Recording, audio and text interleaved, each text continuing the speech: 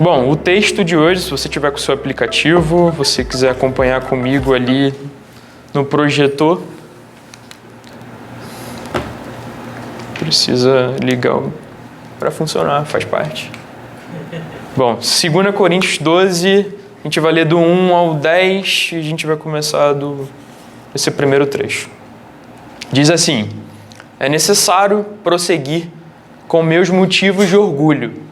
Mesmo que isso não me sirva de nada, vou lhes falar agora das visões e revelações que recebi do Senhor. Conheço um homem em Cristo que há 14 anos foi arrebatado ao terceiro céu. Se foi no corpo ou fora do corpo, não sei, só Deus o sabe. Sim, somente Deus sabe se foi no corpo ou fora do corpo. Mas eu sei que tal homem foi arrebatado ao paraíso e ouviu coisas tão maravilhosas que não podem ser expressas em palavras, coisas que a nenhum homem é permitido relatar. Da experiência desse homem eu teria razão de me orgulhar, mas não o farei. Na verdade, minhas fraquezas são a minha única razão de orgulho. Se quisesse me orgulhar, não seria insensato de fazê-lo, pois estaria dizendo a verdade, mas não o farei, pois não quero que ninguém me dê crédito além do que pode ver em minha vida ou ouvir em minha mensagem. Ainda que eu tenha recebido revelações tão maravilhosas, portanto, para evitar que eu me tornasse arrogante, foi-me dado um espinho na carne, um mensageiro de Satanás para me atormentar e impedir qualquer arrogância. Em 3 ocasiões supliquei ao Senhor que o removesse, mas ele disse: minha graça é tudo o que você precisa, minha graça te basta. Meu poder opera melhor na fraqueza. Portanto, agora fico feliz de me orgulhar de minhas fraquezas, para que o poder de Deus opere por meu intermédio. Por isso aceito com prazer fraquezas e insultos, privações, perseguições e aflições que sofro por Cristo. Pois quando sou fraco, então é que eu sou. Pois quando eu sou fraco, então é que eu sou forte. Vamos ler juntos o 9, do 9 em diante, 9 e 10. Mas ele disse: minha graça é tudo o que você precisa. Meu poder opera melhor na fraqueza. Portanto, agora fico feliz em orgulhar de minhas fraquezas, para que o poder de Deus opere por meu intermédio. Por isso aceito com prazer fraquezas e insultos, privações, perseguições e aflições que sofro por Cristo. Pois quando sou fraco, então é que sou forte. Que texto desafiador. Que texto desafiador, principalmente numa sociedade como a nossa, num tempo como o nosso. A gente vive hoje em um contexto de aversão à dor. Se a gente passa por algum desconforto, a gente quer a todo momento estar confortável. Se o ar tiver algum problema, a gente vai, de alguma forma, começar a se balançar, E claro, a gente precisa preservar o conforto, não há um problema a gente desejar e ter um conforto. Mas a gente vive numa sociedade da qual qualquer tipo de dor, qualquer tipo de sofrimento, qualquer tipo de privação é motivo de aversão.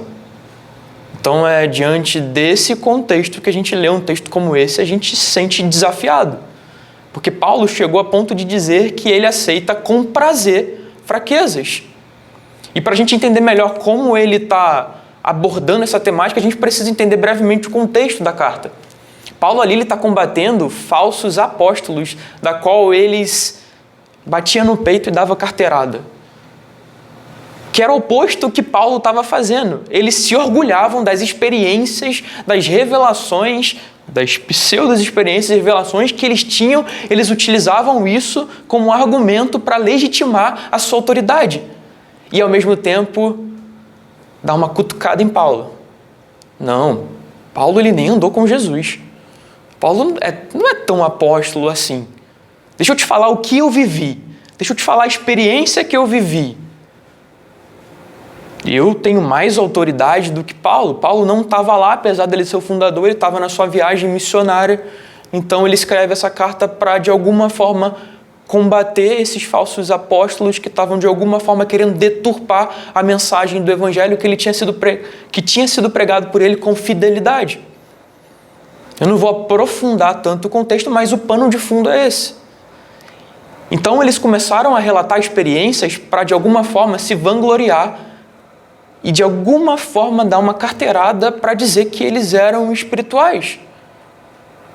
Traduzindo, eles queriam captar o respeito, eles queriam captar a legitimidade a partir de uma perspectiva de: nossa, você viveu isso? Você faz isso? Então você é muito próximo de Deus. Então a gente aprende, e fica muito fácil da gente aprender esse tipo de lição, principalmente nos dias de hoje, que algum tipo de manifestação sobrenatural, algum tipo de experiência como essa, não significa que há legitimidade, não significa que há uma vida de santidade. Essas duas coisas, elas não estão atreladas. Não necessariamente.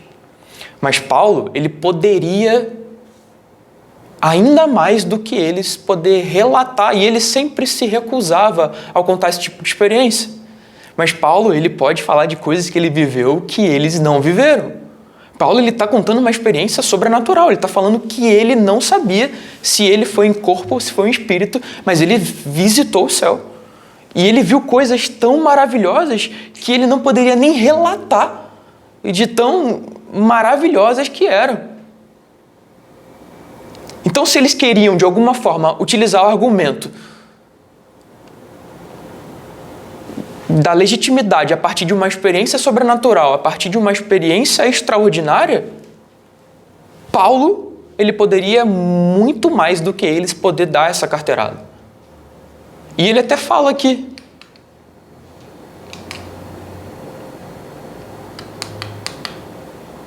se quisesse me orgulhar, não seria sensato de fazê-lo, no verso 6, pois estaria dizendo a verdade.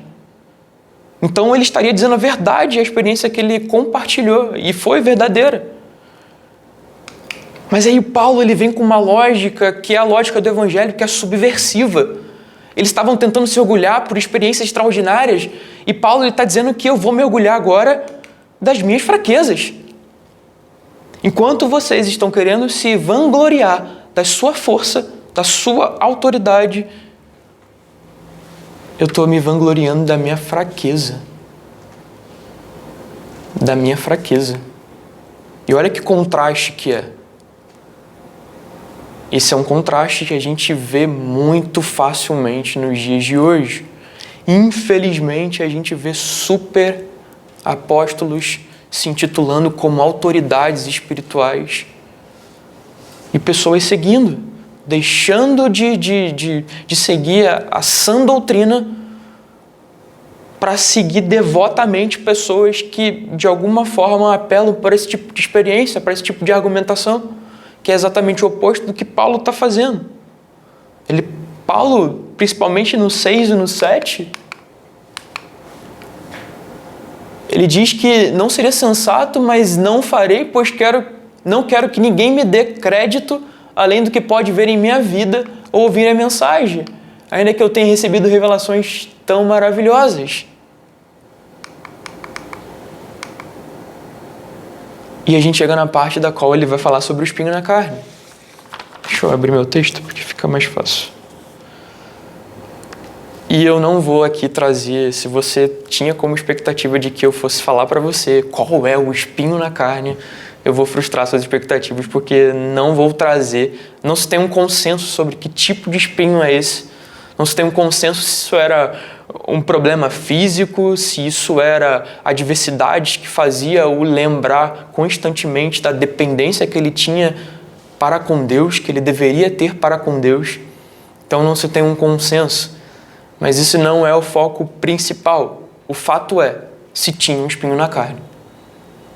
Fato é que ele lidava com um espinho na carne, da qual, como diz o texto, 2 Coríntios 12, 7b, diz assim: foi-me dado um espinho na carne, um mensageiro de Satanás, para me atormentar e impedir qualquer arrogância. A gente não vai falar qual é o espinho, mas aqui a gente tem conteúdo suficiente para a gente abordar o que eu considero como principal. Qual que é o propósito desse espinho na carne? Paulo ele entende que esse espinho na carne era para evitar qualquer tipo de arrogância. Numa lógica subversiva, evitar a arrogância, porque ele está o tempo inteiro falando que o orgulho dele é a fraqueza. E ele atribui, ou pelo menos ele correlaciona, de que é um mensageiro de Satanás. Obrigado, Ângela.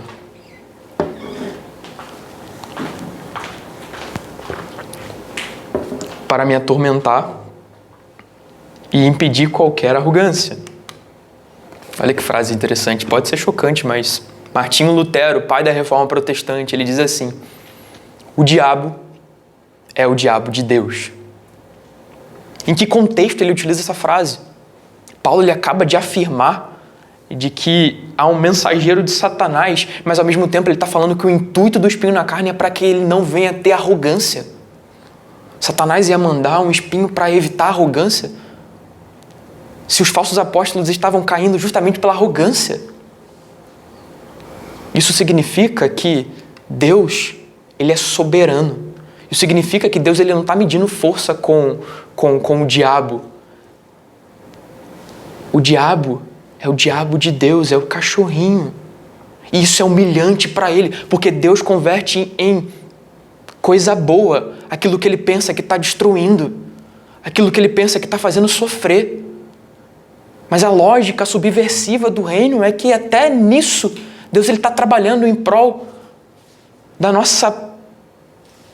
do nosso aperfeiçoamento, do nosso caráter, da nossa conversão. Então eu quero que a gente reflita sobre isso. E eu vou repetir mais uma vez, o diabo é o diabo de Deus. Sabe quem que a gente pode correlacionar? Jó. Jó sofreu. É um sofrimento terrível. Jó perdeu tudo. Mas ele não é como qualquer outra pessoa que perder significa só perder. Jó tinha muito. Jó era o principal, o mais rico, próspero, tudo dava certo. E de uma hora para outra Jó perde tudo. Mas quem que permitiu? Quem que falou vá? Satanás tinha alguma autoridade para fazer isso sem a permissão de Deus? Por outro lado, Deus ele nutriu Jó de graça suficiente para lidar. E não foi em medida maior, em grau maior, que ele não pudesse suportar. Porque em nenhum momento, em meio ao sofrimento, a gente está passando por ele sozinho. Mas ele está contribuindo para o nosso aperfeiçoamento. Ele está contribuindo de alguma forma para a nossa fé. Mas sofrimento dói. Sofrer dói. Se a gente está falando numa sociedade que tem aversão à dor, mas quem de nós, com sinceridade, pode falar que é prazeroso sentir dor? Dor gera sofrimento. Por isso que a gente precisa entender o que está por detrás. E nem sempre é fácil, principalmente quando alguém está sofrendo. Seria insensível da minha parte falar isso. Então, suplique. Suplique. Foi o que Paulo fez. E é comum a gente também fazer, recorrer. Porque a gente é incentivado a suplicar a Deus. Em meio às nossas dores, a gente é incentivado. Suplique a Deus. E Paulo fez isso, suplicou 1, 2, 3. Paulo, ele suplicou. Mas a resposta não foi muito agradável a princípio, porque se ele estava suplicando é porque ele estava querendo se afastar daquilo. Mas ao mesmo tempo, primeiro silêncio. Senhor, tá doendo? Pô, eu sou Paulo. Deus, olha o que eu tenho feito pelo Senhor. Isso vai para mais uma lição. O fato da gente ser fiel não significa que a gente possa questionar a Deus se Ele passar para nós algum tipo de provação ou dor. Porque Ele é soberano e nem sempre a gente vai conseguir compreender, mas a gente precisa confiar que Ele sabe o que Ele está fazendo, porque a gente parte de um princípio da fé, que Deus é um Deus bom. Se Deus é um Deus bom e nos ama, todas as coisas cooperam para o nosso bem. Tá doendo? Senhor, sou eu de novo. Estou te pedindo mais uma vez. Tira de mim. Silêncio. Senhor, então, você lembra que eu te pedi 2 vezes? Então, mais uma vez, por favor, tira isso de mim. Isso está doendo. Paulo, não vou tirar não, cara. Mas eu tenho algo melhor para você. A minha graça. A minha graça te basta. A minha graça é suficiente. Isso me faz lembrar quando Jesus conversa com Pedro, e é até cômico, né? Jesus fala, Satanás está pedindo para peneirar. Pedro, você não vai deixar, óbvio que você não vai deixar. Eu sou Pedro, a gente é parceiro. Pedrão, eu orei para que sua fé se fortaleça. Ou seja, vai peneirar. Mas depois, quando você se reerguer, erga também os seus irmãos, fortaleça-os na fé. Então a súplica deve ser feita, mas a gente precisa também ter humildade para ouvir a tua graça. Te basta. A gente fala, Deus, a sua graça me basta.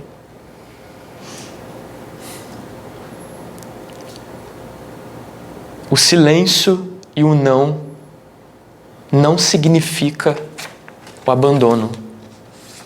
Não é porque Deus está em silêncio, não é porque Deus disse não, que Ele te abandonou. Amém?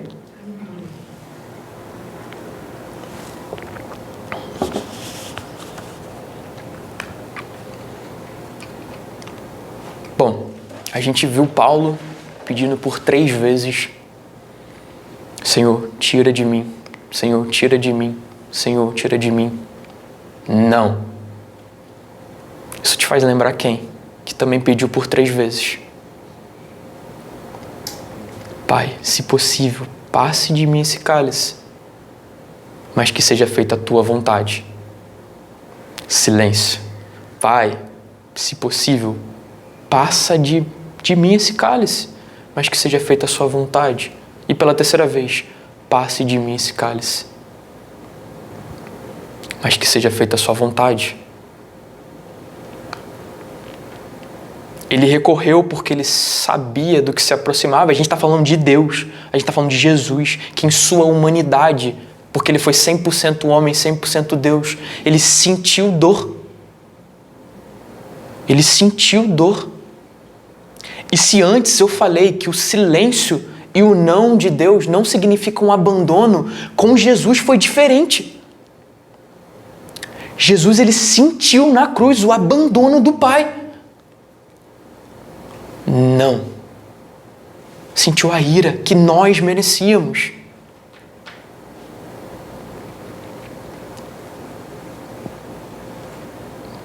A gente que deveria ter sofrido o que Jesus sofreu. Então, se a gente abrir a nossa Bíblia em Mateus 26, 36 ao 46, eu vou pedir para que vocês abram, por favor. Eu acho que eu não coloquei. Tem como colocar?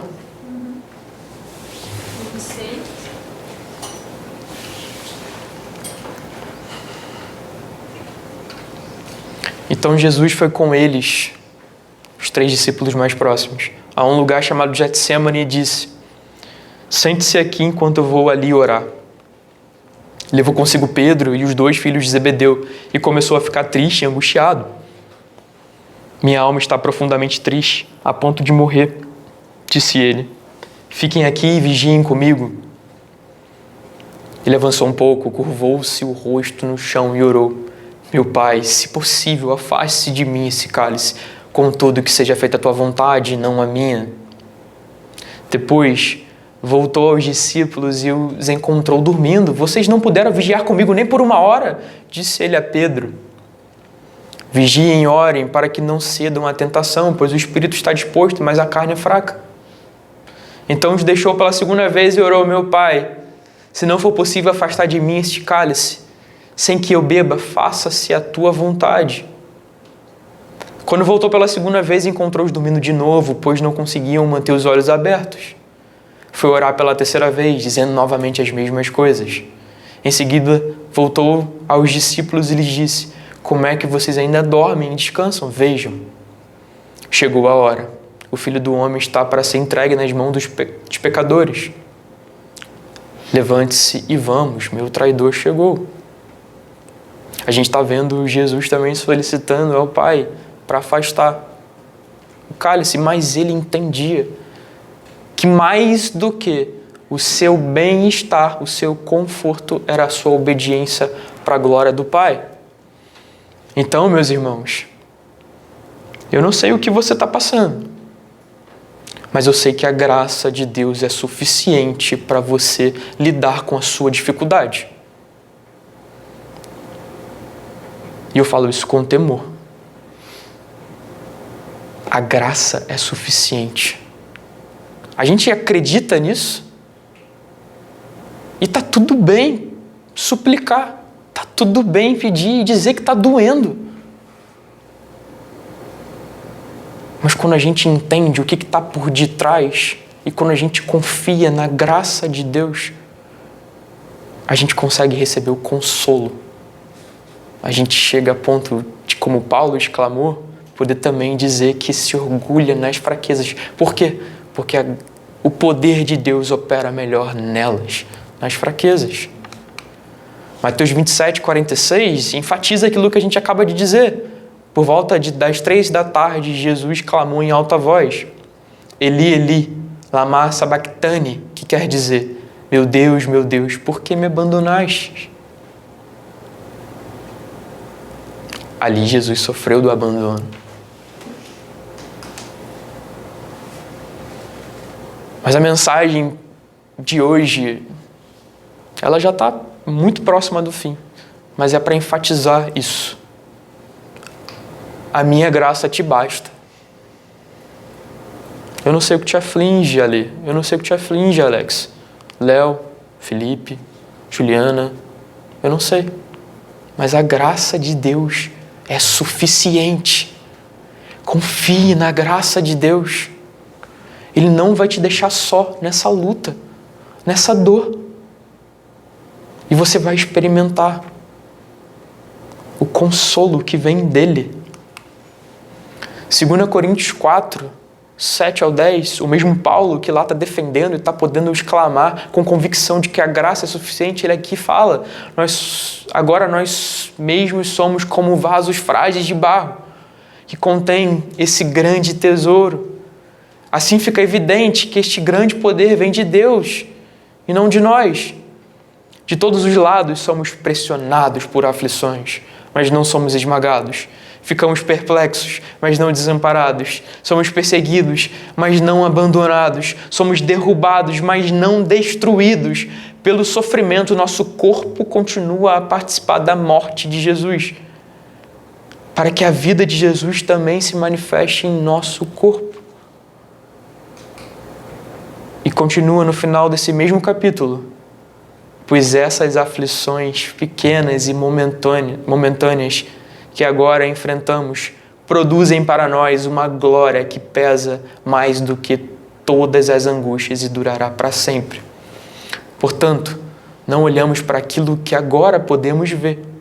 Em vez disso, fixamos o olhar naquilo que não se pode ver, pois as coisas que agora vemos logo passarão, mas as que não podemos ver durarão para sempre. Essa é a nossa esperança, essa é a nossa convicção.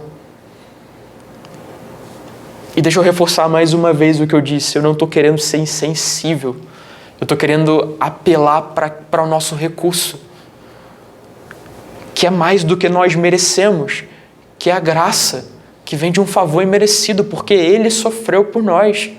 Ele sofreu por nós e isso já seria suficiente, mas ainda assim Ele nos traz consolo hoje. Ele nos traz consolo hoje para a gente lidar com as nossas dificuldades enquanto vivemos num mundo que tem aversão à dificuldade, porque produz em nós um aperfeiçoamento de caráter. Porque isso aqui é passageiro. Isso aqui acaba. O que é eterno não acaba. Isso aqui acaba. Há um profeta que diz que coisas são só coisas. Coisas são só coisas. E todo mundo quer coisas.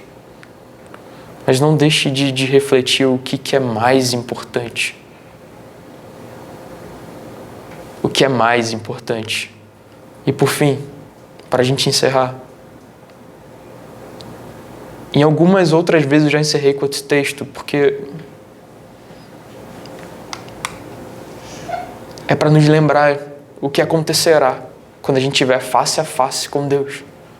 Não só nós, mas nossos irmãos em Cristo que sofreram perseguições e que sofrem hoje dor físicas, cognitivas. Mas em Cristo haverá um consolo que só Ele pode dar, porque Ele enxugará dos nossos olhos toda a lágrima e não haverá mais morte, nem tristeza, nem choro, nem dor.